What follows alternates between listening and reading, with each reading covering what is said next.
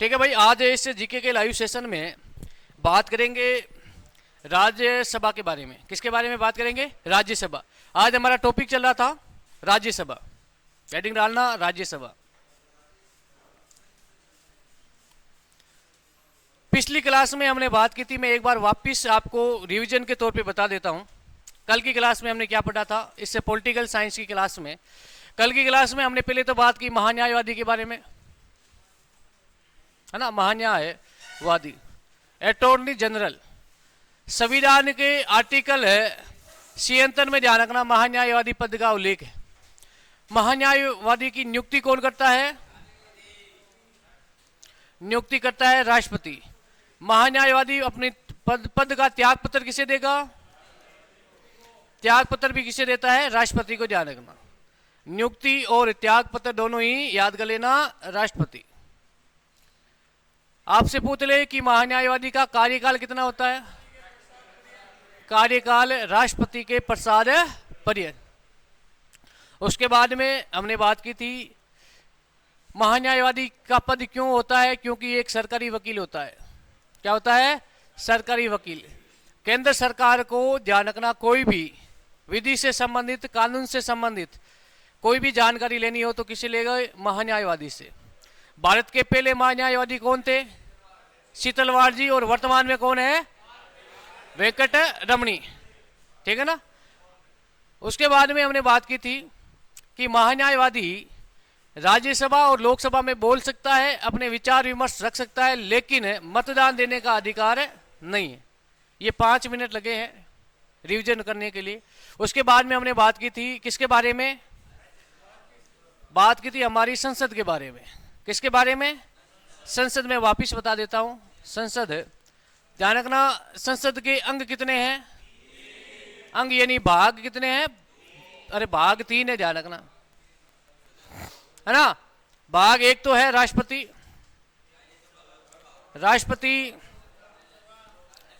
राज्यसभा और लोकसभा, लोकसभा।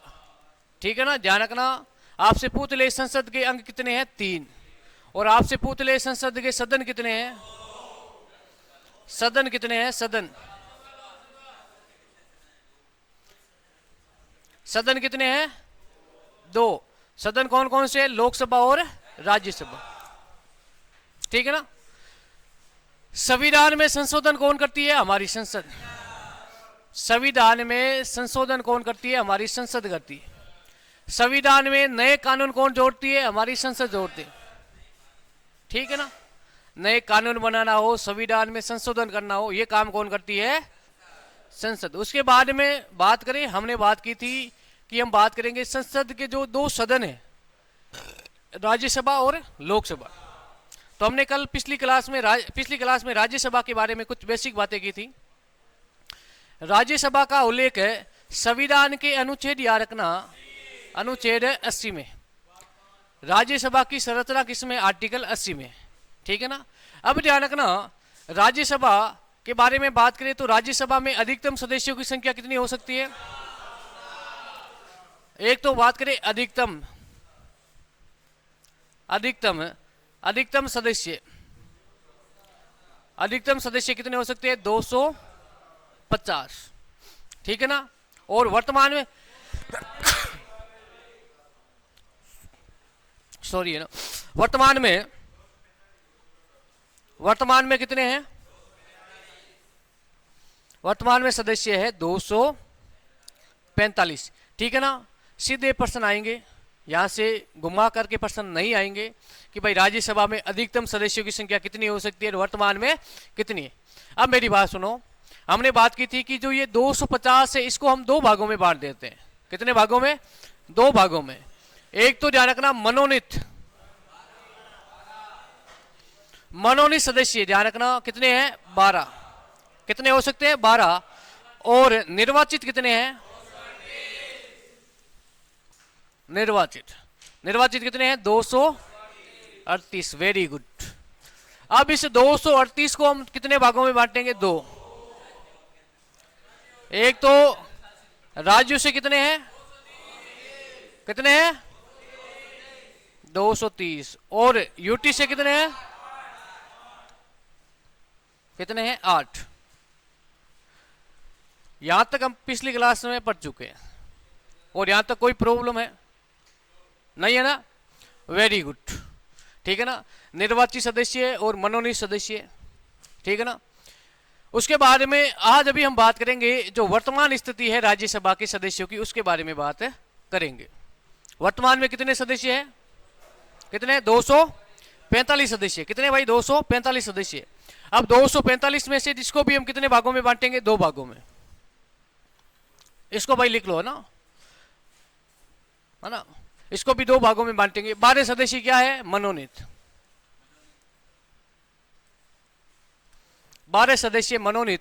अब 245 में से 12 गए, पीछे कितने बचे, 233, वेरी गुड।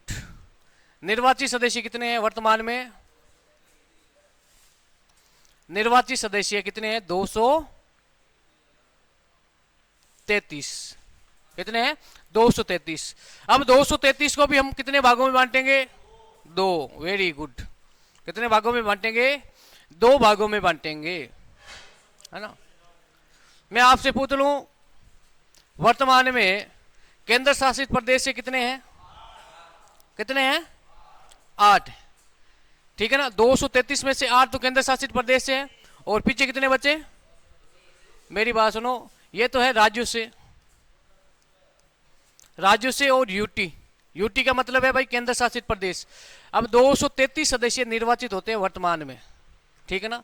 अब 233 में से 8 तो किसमें है, केंद्र शासित प्रदेश में, ठीक है ना। 8 तो है केंद्र शासित प्रदेश और पीछे कितने बच गए, 225। 225 सदस्य वर्तमान में राज्यों से, ध्यान रखना, ठीक है ना। अब तो ये 8 केंद्र शासित प्रदेशों से है, तो इसमें सर्वाधिक किससे, ध्यान रखना, ठीक है ना। जो 8 है, ठीक है ना, 8 है, एक तो है दिल्ली, एक है जम्मू कश्मीर और एक है पुडुचेरी, पुडुचेरी, ठीक है ना। अब ये 3 केंद्र शासित प्रदेश है, इनसे कितने हैं, ध्यान रखना 8 है। अब ध्यान रखना सर्वाधिक है, सर्वाधिक ध्यान रखना, दिल्ली से कितने हैं 3, जम्मू कश्मीर से कितने हैं 4 और पुडुचेरी से कितने हैं 1। ध्यान रखना जो वर्तमान में हमारे 8 केंद्र शासित प्रदेश है उसमें से राज्यसभा से कितने सदस्य निर्वाचित होते हैं, 3 से, ध्यान रखना। प्रश्न ये पूछा जा सकता है कि वर्तमान में 8 केंद्र शासित प्रदेश है, उसमें से कितने केंद्र शासित प्रदेशों से राज्यसभा के सदस्य निर्वाचित होते हैं, 3 से। सर्वाधिक किससे है, अरे जम्मू कश्मीर, सामने लिखा हुआ है, किससे है, जम्मू कश्मीर से, ठीक है ना भाई। बाकी केंद्र शासित प्रदेशों से राज्यसभा के सदस्य क्यों निर्वाचित नहीं होते, कौन बताएगा, नहीं बताया, हाँ ये किसने बताया, देखो मेरी बात सुनो, जो ये राज्यसभा के सदस्य है इनका निर्वाचन कौन करती है, विधानसभा के सदस्य। इनके मतदाता कौन होते हैं, विधानसभा के सदस्य, जो विधायक होते हैं ना वो इनको वोट देकर के चुनते हैं। तो बाकी ध्यान रखना, बाकी जो 8 केंद्र शासित प्रदेश है उसमें से 3 केंद्र शासित प्रदेश में ही क्या है, विधानसभा है, बाकी में क्या नहीं है, विधानसभा नहीं है, तो चुनाव कैसे होगा, समझ गए ना। इसलिए 3 केंद्र शासित प्रदेशों में ही राज्यसभा के सदस्य निर्वाचित होते हैं, ध्यान रखना। यहां से सीधे प्रश्न आएंगे, प्रश्न गलत नहीं होने चाहिए। आपसे पूछ ले वर्तमान में निर्वाचित सदस्य कितने हैं, देखो यहां से प्रश्न शुरू होगा। वर्तमान में राज्यसभा में कितने सदस्य है, कितने हैं 245। मनोनीत सदस्य कितने हैं वर्तमान में, निर्वाचित सदस्य कितने हैं 233। अब 233 में ध्यान रखना पूछा जा सकता है कि राज्यों से कितने हैं, और बच्चों दिल्ली से पूछ ले, आपसे यूटी से पूछ ले तो, और सर्वाधिक 2 नंबर पे दिल्ली। अब राज्यों में मैं पूछ लूं कि सर्वाधिक किस राज्य से राज्यसभा के सदस्य निर्वाचित होते हैं, यूपी, यूपी से कितने हैं 31, ठीक है ना, कोई प्रॉब्लम नहीं है, नहीं है ना। अब उसके बाद में प्यारे बच्चों बात करेंगे राज्यसभा राज्यसभा के, है ना, राज्यसभा के अन्य नाम, हेडिंग डालना राज्यसभा के अन्य नाम, राज्यसभा के अन्य नाम, राज्यसभा के अन्य नाम। ठीक है ना। सबसे महत्वपूर्ण नाम है राज्यसभा का, वो है उच्च सदन।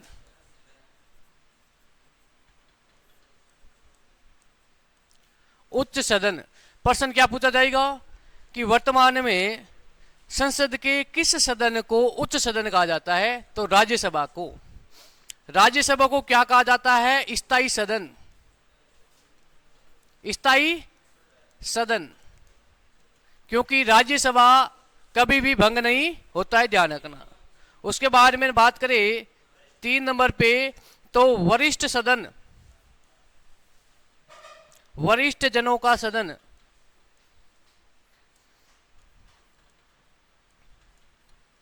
ठीक है ना। उसके बाद में बात करें अनुभवी सदन, अनुभवी सदन। ठीक है ना। नेक्स्ट बात करें 5 नंबर, तो राज्यों का प्रतिनिधित्व सदन, राज्यों का प्रतिनिधित्व,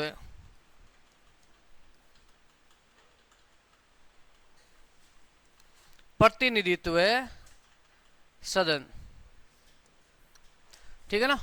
ये नाम याद कर लो। और इसमें सबसे महत्वपूर्ण नाम कौन सा है, ध्यान रखना। ये नाम आपको कम से कम याद होने चाहिए। एक तो उच्च सदन और एक है स्थायी सदन। ठीक है ना। 2 नाम तो याद होने चाहिए, क्योंकि यहां से बार बार प्रश्न पूछे जाते हैं। अब भाई ये इसे उच्च सदन क्यों कहा जाता है? अब मेरी बात सुनो, आप खुद बता दोगे, याद हो जाएंगे ना, रटने की आवश्यकता नहीं है, ये सब याद हो जाएंगे अभी। अब मेरी बात सुनो, हम बात करते हैं लोकसभा के बारे में और राज्यसभा के बारे में, राज्यसभा के बारे में। अब समझ लो इसे उच्च सदन क्यों कहा जाता है। क्योंकि मुझे ये बताओ, लोकसभा के सदस्यों के चुनने के लिए न्यूनतम आयु चाहिए 25 वर्ष और राज्यसभा के सदस्य चुनने के लिए 30 वर्ष। अब मुझे बताओ, एक छोटे बच्चे में ज्यादा अनुभव होगा या एक कोई बड़ा है जिसकी उम्र ज्यादा, उसमें अनुभव? बस इतना याद कर लो, सब याद हो जाएंगे। स्थायी सदन, लोकसभा का कार्यकाल है 5 वर्ष और राज्यसभा का कोई कार्यकाल नहीं होता है, कोई कार्यकाल नहीं है। तो ये क्योंकि ये कभी भंग नहीं होता है, ध्यान रखना। राज्यसभा के सदस्यों का कार्यकाल होता है 6 वर्ष होता है, ध्यान रखना। लेकिन राज्यसभा का कोई कार्यकाल नहीं होता है, ध्यान रखना। वरिष्ठ जनों का सदन, अब देखो 25 और 30, वरिष्ठ कौन होगा? अनुभवी सदन, अनुभव ज्यादा किसमें है या नहीं है? राज्यों का प्रतिनिधित्व सदन क्यों कहा जाता है? क्योंकि जो ये राज्यसभा के सदस्य है, इनके जो चुनाव होते हैं, निर्वाचन होते हैं, निर्वाचन, तो इस निर्वाचन में जनता भाग नहीं लेती है। कौन लेती है? विधानसभा के सदस्य भाग लेते हैं, ध्यान रखना। राज्य की विधानसभा के सदस्य भाग लेते। छोटू सीधा बेटे एकदम ना, नहीं तो सर्जिकल स्ट्राइक हो जाएगा, नहीं ना। तो ये भाई नाम याद हो गए ना? है? आपसे पूछ ले उस सदन कौन सा है, स्थायी सदन कौन सा है? ठीक है ना। अब मेरी बात सुनो, इसमें इसके आगे लिख देना नोट में लगा करके इसमें कि राज्यसभा का कोई कार्यकाल नहीं होता है। राज्य सभा का कोई कार्यकाल नहीं होता है, काल नहीं होता है। ठीक है ना। राज्यसभा का कोई कार्यकाल नहीं होता है, ध्यान रखना। ठीक है ना।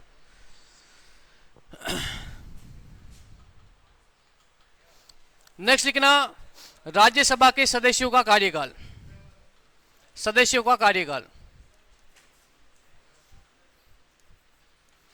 कार्यकाल। राज्यसभा का कोई कार्यकाल नहीं होता है, लेकिन राज्यसभा के सदस्यों का कार्यकाल कितना होता है, ध्यान रखना। इसको याद कर लेना, इसका कार्यकाल होता है आपके 6 वर्ष।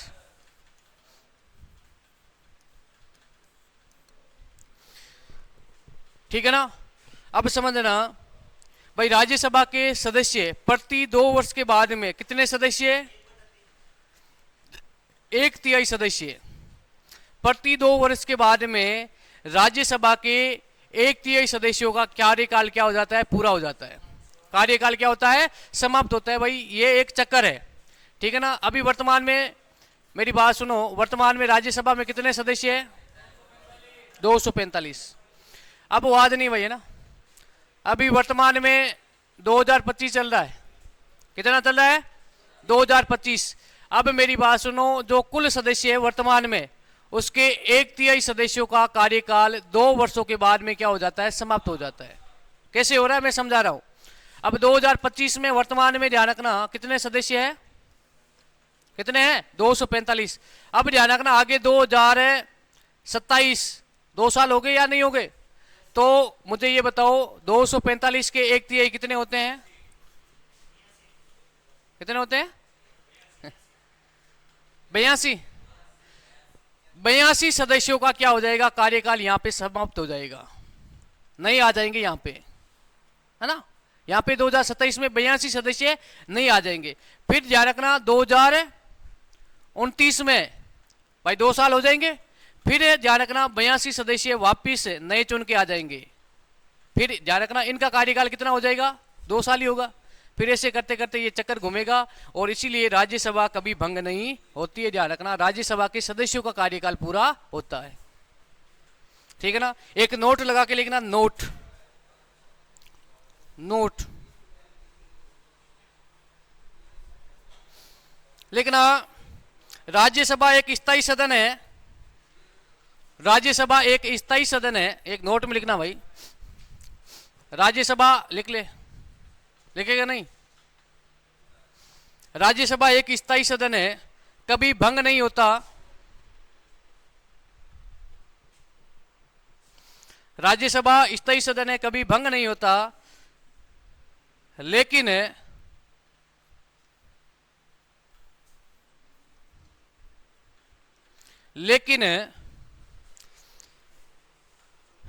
राज्यसभा में प्रति 2 वर्ष बाद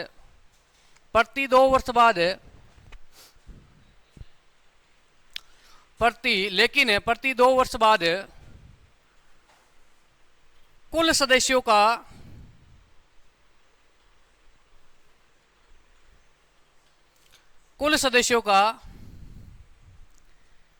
1/3 1/3 सदस्यों का कार्यकाल पूरा होता है। 1/3 सदस्यों का कार्यकाल पूरा होता है, ठीक है ना भाई। 2 वर्ष के बाद में 82 सदस्य फिर इनका कार्यकाल पूरा हो जाएगा, फिर नहीं आ जाएंगे, ठीक है ना। फिर उनका 6 वर्ष होगा, तब तक ध्यान रखना ऐसे ये चक्कर चलता रहेगा। इसलिए राज्यसभा कभी भंग नहीं होती, ध्यान रखना, ठीक है ना। उसके बाद में बात करें राज्यसभा में, मैं ये पहले भी बता चुका हूं, 12 सदस्यों को कौन मनोनीत करता है? राष्ट्रपति मनोनीत करता है। लेकिन एक योग्यता लिख देते हैं, नेक्स्ट लिखना योग्यता। योग्यता। अब मेरी बात सुनो, राज्यसभा के सदस्यों की योग्यता के बारे में बात करें तो वो भारत का नागरिक होना चाहिए। भारत का नागरिक हो,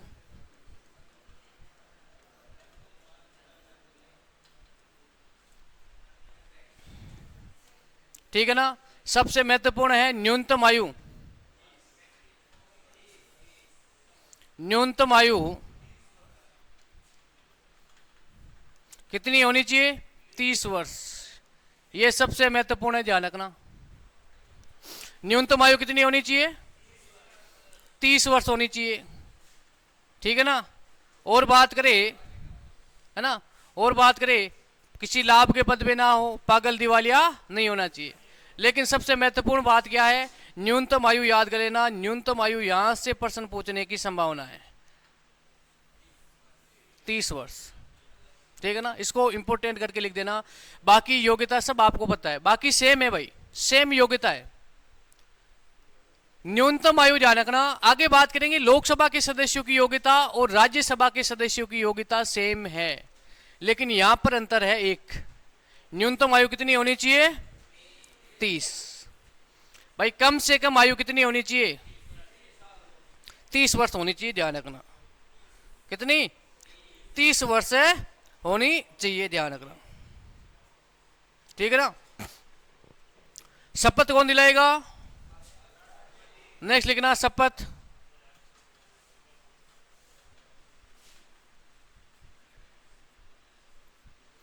शपथ राष्ट्रपति। ठीक है ना? निर्वाचन, निर्वाचन ध्यान रखना। राज्यों के, ध्यान रखना निर्वाचन, इसको लिख देना निर्वाचन में भाई, निर्वाचन में लिख देना अप्रत्यक्ष,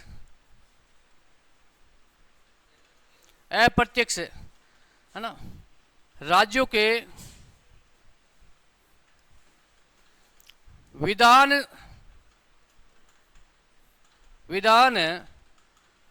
सभा के सदस्यों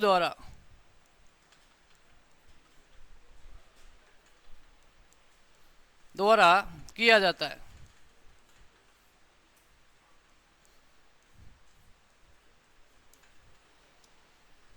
आया कुछ समझ में यहाँ पे? हाँ, अरे समझ में आया क्या कुछ?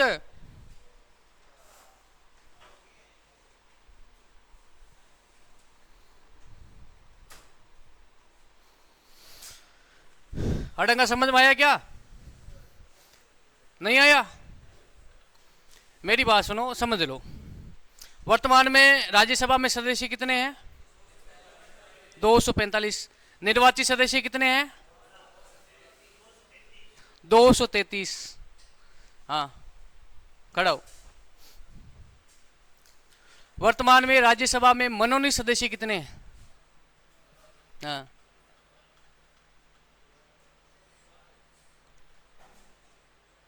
200। वेरी गुड यार। मेरी बात सुनो, मेरी देखो देखो, दिमाग थोड़ा सा एक्टिव रखो, है ना? एक दूसरे से जुड़ी हुई चीज है। दिमाग यदि थोड़ा सा एक्टिव रखोगे ने, हमने राष्ट्रपति के निर्वाचन मंडल के बारे में पढ़ा था, आपको पता है ना? पढ़ा था ना? उसमें निर्वाचन मंडल में हमने एक बात की थी, एक निर्वाचित सदस्य, याद रखना, राज्यसभा, लोकसभा प्लस विधानसभा के सभी निर्वाचित सदस्य राष्ट्रपति के निर्वाचन मंडल में शामिल होंगे या चुनाव में शामिल होंगे।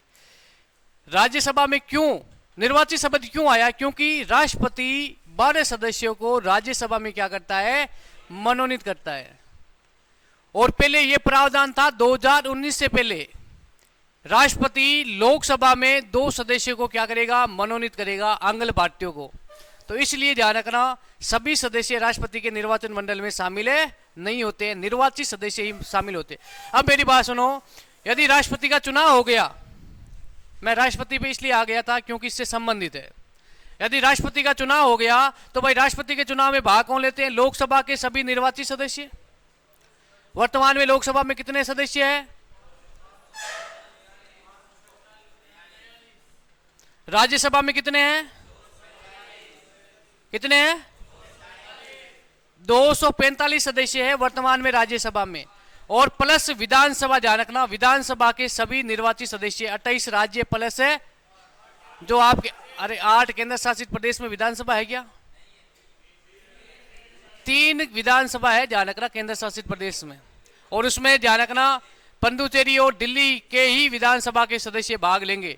यदि जम्मू कश्मीर के विधानसभा के सदस्य राष्ट्रपति के चुनाव में भाग लेंगे तो संविधान में क्या करना पड़ेगा? संशोधन करना पड़ेगा। ठीक है ना? अब मेरी बात सुनो, 245 सदस्य है, क्या सभी राष्ट्रपति के चुनाव में भाग लेंगे?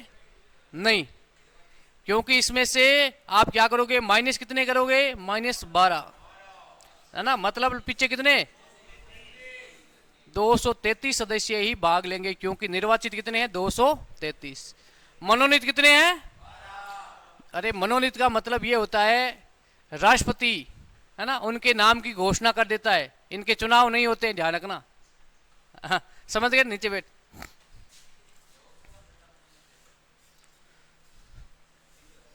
ओके ना। अब एक नोट लिखना, नोट,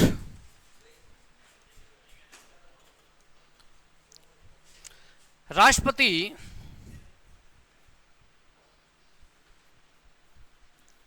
राज्यसभा में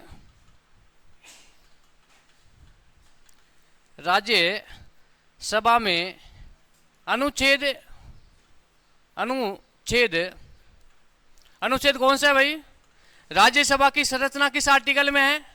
80, ध्यान रखना, आर्टिकल है 80, अनुच्छेद 80 के तहत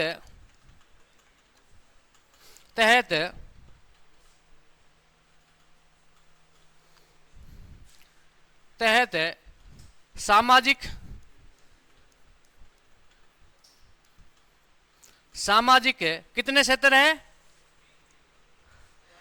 राष्ट्रपति राज्यसभा में 12 सदस्यों को आर्टिकल 80 के तहत मनोनीत करता है। कितने क्षेत्रों में करता है? कौन कौन से? हाँ, एक मिनट, हाँ, खड़ा हो। विज्ञान, साहित्य, कला अरे यार, ये नया तोड़ दिया भाई। हाँ, वाद नहीं भाई, सुनो, याद हो जाएंगे ना। हाँ, कला, साहित्य, विज्ञान, सामाजिक, अरे वाणिज्य ही नहीं यार।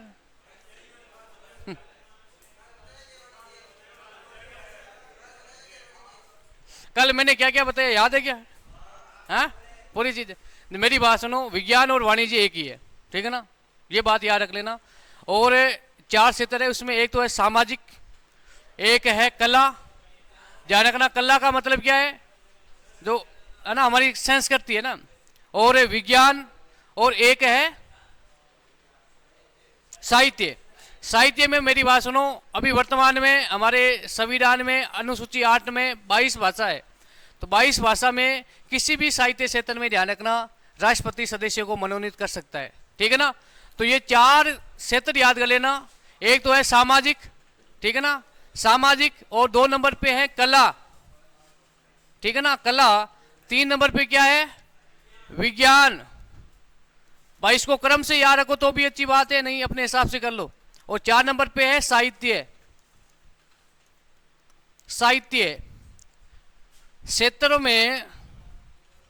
क्षेत्रों में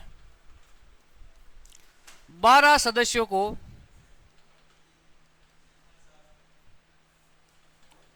मनोनीत करेगा। क्या करेगा? मनोनीत करेगा।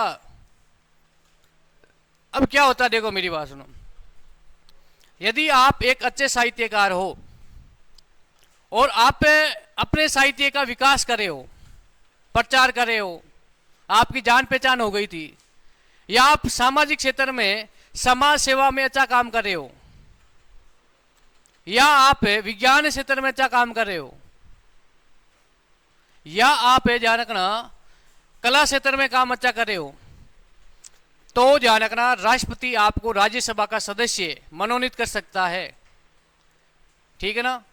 अब राष्ट्रपति ध्यान रखना अपने मन से तो करेगा नहीं, जो केंद्रीय मंत्रिमंडल है, प्रधानमंत्री है, उसकी सलाह से, ध्यान रखना। सचिन तेंदुलकर नाम सुना है? सचिन तेंदुलकर क्रिकेट के भगवान के नाम से जाना जाते हैं। और इसमें खेल है क्या? नहीं है ना। अब उस समय मनमोहन सिंह जी की सरकार थी। अब मनमोहन सिंह जी ने कहा था कि भाई हमारे देश का नाम रोशन किया है। मेरी बात सुनो, ऐसा कोई देश नहीं है ना, ऐसा कोई देश नहीं है जिसमें क्रिकेट खेला जाता है और सचिन को नहीं जानते हो। अब तो उस समय इतना सोशल मीडिया नहीं था, लेकिन क्रिकेट का गॉड भगवान किसे कहते हैं? सचिन तेंदुलकर को। शतकों का शतक किसका है? सचिन तेंदुलकर का है, ठीक है ना। तो सरकार ने कहा है कि अब सचिन जी को क्या करेंगे? पॉलिटिकल में लाएंगे, राजनीतिक में लाएंगे। लेकिन सचिन तेंदुलकर किससे संबंधित है? खेल से। अब इसमें खेल शामिल है क्या?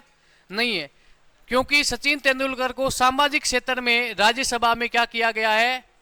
मनोनीत किया गया। ध्यान रखना, सचिन तेंदुलकर को, क्योंकि सचिन तेंदुलकर एनजीओ चलाते हैं समाज की भलाई के लिए, है ना, 1 रुपए में या 2 रुपए में या फ्री खाना खिलाते हैं, ये एक सामाजिक कार्य है।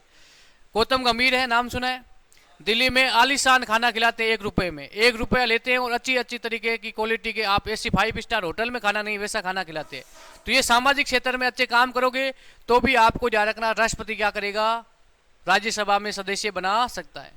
आप ध्यान रखना, अब पर्यावरण को बचाने के लिए है ना, समाज को जागरूक कर रहे हो, है ना, हर जगह वृक्ष ही वृक्ष लगा रहे हो। इस मरुस्थल क्षेत्र में आप मरुस्थल क्षेत्र को क्या कर दिया है, हरा भरा कर दिया, वृक्ष लगा दिया। तो अच्छा एक सामाजिक कार्य किया आपने, तो आओ भी आपका नाम आ सकता है, राष्ट्रपति आपको राज्यसभा में मनोनीत कर सकता है, ध्यान रखना, ठीक है ना। तो ये बात आपको याद रखनी है। कार्यकाल हो गया, योग्यता हो गई, और क्या बच गया इसमें, शपथ भी होगी ना। अब बात करते हैं राज्यसभा के सभापति और उपसभापति।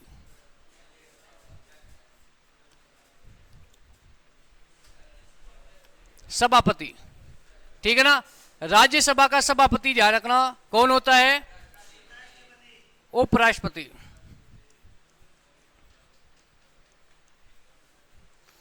राज्यसभा का सभापति कौन होता है, उपराष्ट्रपति, ठीक है ना।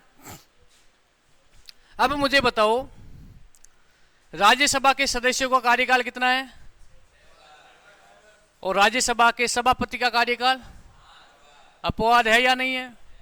प्रश्न क्या पूछा गया, ऐसे किस निम्नलिखित में से किस सदन है के सदस्यों का कार्यकाल 6 वर्ष है लेकिन है सभापति का कार्यकाल 5 वर्ष है, तो राज्यसभा।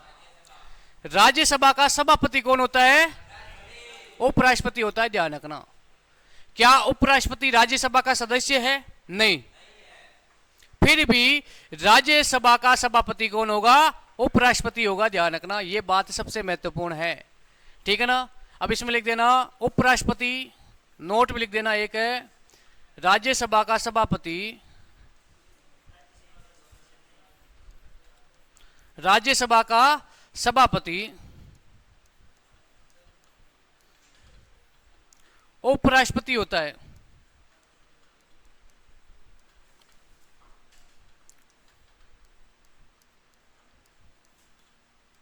जो कि राज्यसभा का सदस्य नहीं होता है, सदस्य नहीं होता है,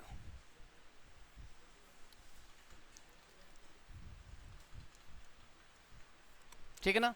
राज्यसभा के सभापति का कार्यकाल कितना होता है, 5 वर्ष। सदस्यों का कार्यकाल कितना होता है, 6 वर्ष। अब मेरी बात सुनो, राज्यसभा के प्रथम सभापति कौन थे,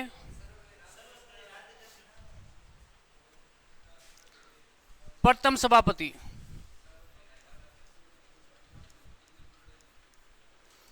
प्रथम सभापति कौन थे, सर्वपल्ली, है ना, राधाकृष्णन।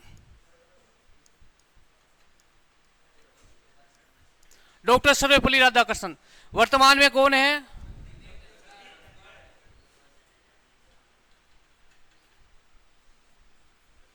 वर्तमान में जगदीप धनखड़ है, ध्यान रखना। कौन है, जगदीप,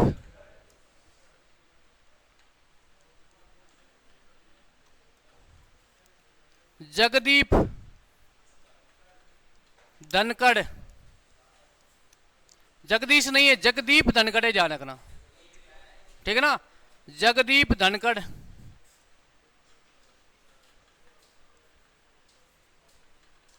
ओके। अब बात करेंगे राज्यसभा के उपसभापति के बारे में। हेडिंग डालना उपसभापति।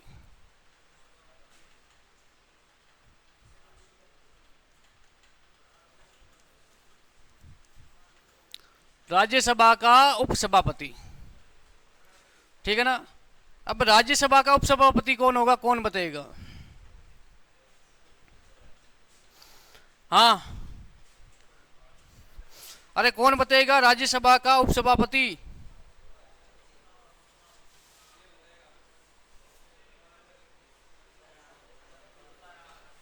हाँ,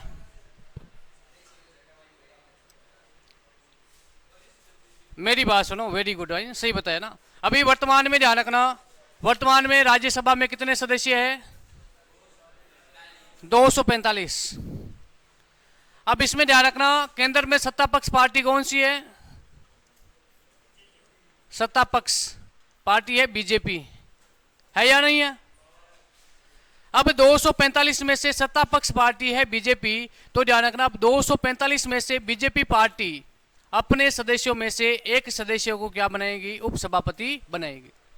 ठीक है ना, ये बेसिक बात है भाई। राज्यसभा के सदस्य अपने में से एक सदस्य को क्या बनाते हैं? उपसभापति बनाते हैं। ये तो लैंग्वेज है, ध्यान रखना, लिख देना। राज्यसभा के 245 में से, इसको लिखना भाई, लिखना, राज्यसभा के कुल सदस्य में से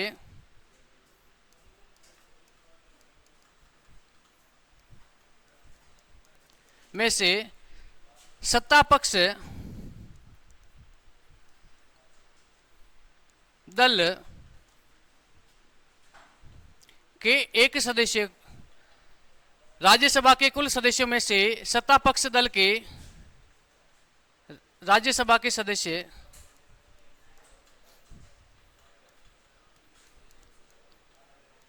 सदस्य को उपसभापति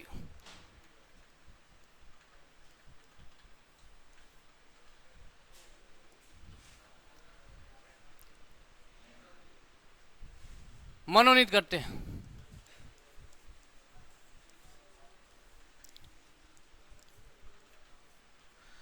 ध्यान रखना, 245 सदस्य है। 245 में से जो सत्ता पक्ष पार्टी है वो अपने राज्यसभा के सदस्य में से किसी एक को क्या बनाते हैं? उपसभापति। उपसभापति का कार्य क्या है? उपसभापति का कार्य यही है बस, यदि किसी कारणवश सभापति मौजूद नहीं है तो राज्यसभा की बैठकों की क्या करना? अध्यक्षता करना। भाई सभापति मौजूद नहीं है तो राज्यसभा की बैठकों की अध्यक्षता कौन करेगा? तो ये पद अनिवार्य भी नहीं है, कोई जरूरी नहीं है ये पद, लेकिन फिर भी बना देते हैं। ठीक है ना। अब आपसे पूछ ले कि हमारे राज्यसभा के प्रथम उपसभापति कौन थे? प्रश्न यहां से आएगा, प्रथम उपसभापति, प्रथम उपसभापति कौन थे? है ना, शॉर्टकट में याद कर लो भाई, कृष्णा मूर्ति है ना,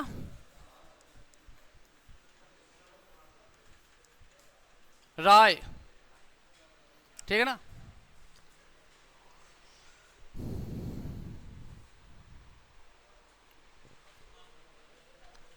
ठीक है ना। अब कहीं पे मेरी बात सुनो, राव भी आ सकता है, एक ही है। ठीक है ना, राय या राव। ठीक है, ये है हमारे फर्स्ट है राज्यसभा के उपसभापति। वर्तमान में कौन है?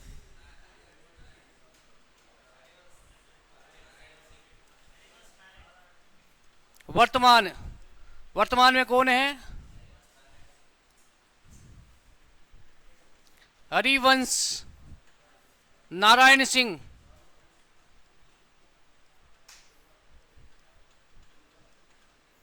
ठीक है ना। ये किस पार्टी से है? बीजेपी। ठीक है ना, ये बात याद आपको रखनी है।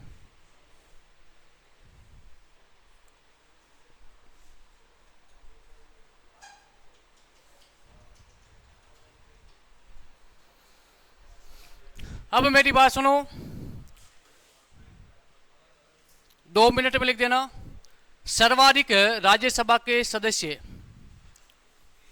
सर्वाधिक राज्यसभा के सदस्य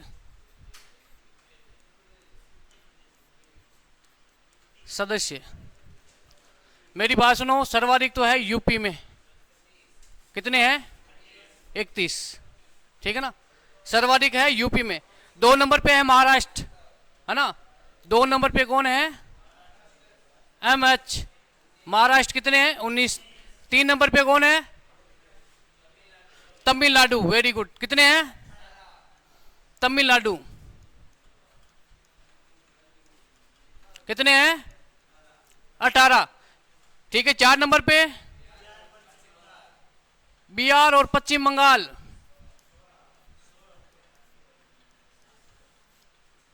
पश्चिम बंगाल कितने हैं उसमें? 16। 5 नंबर पे कर्नाटक, कर्नाटक से 12, ठीक है ना। 6 नंबर पे कौन है? एमपी,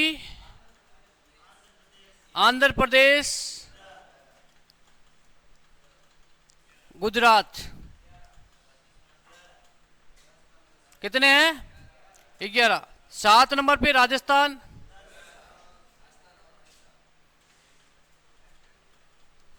कितने राजस्थान से? 10, ठीक है ना। पूरा लिखोगे या इतने कापी है ना? फुल है भाई, ठीक है। मेरी बात सुनो, सर्वाधिक इसमें यूपी, 2 नंबर पे महाराष्ट्र याद कर लेना, राजस्थान याद कर लेना, बाकी आप याद करो तो अच्छी बात है, नहीं तो कोई जरूरी नहीं। अब मेरी बात सुनो, न्यूनतम लिखना, न्यूनतम यानी सबसे कम है राज्यसभा के सदस्य। अब मेरी बात सुनो, 3-4 राज्य आपको याद, राज्यों के याद नाम याद रखने हैं, ठीक है ना। लिखना नागालैंड, लिखना नागालैंड, मिजोरम, मेघालय,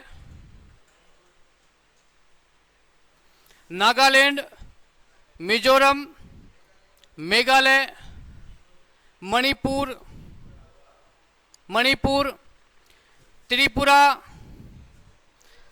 सिक्किम, सिक्किम, अरुणाचल प्रदेश, गोवा। प्रत्येक राज्य से एक एक है। नागालैंड, नागालैंड, मिजोरम और मेघालय, मेघालय और मणिपुर, त्रिपुरा,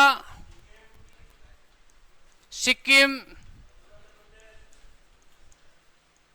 अरुणाचल प्रदेश, अरुणाचल प्रदेश और एक गोवा, ठीक है ना। इन सभी से कितने हैं? इन सभी से ध्यान रखना, एक राज्यसभा का सदस्य क्या होता है? निर्वाचित होता है। सर्वाधिक किससे हैं? यूपी से। हमारे राजस्थान से कितने हैं? 10। तो प्यारे बच्चों, इसी के साथ में क्लास का समय भी पूरा हो गया और आपके राज्यसभा का भी समय क्या हो गया? पूरा। कल की क्लास में बात करेंगे स्टैटिक जीके के बारे में। स्टैटिक जीके है ना, बंद कर दे एक बार इसको।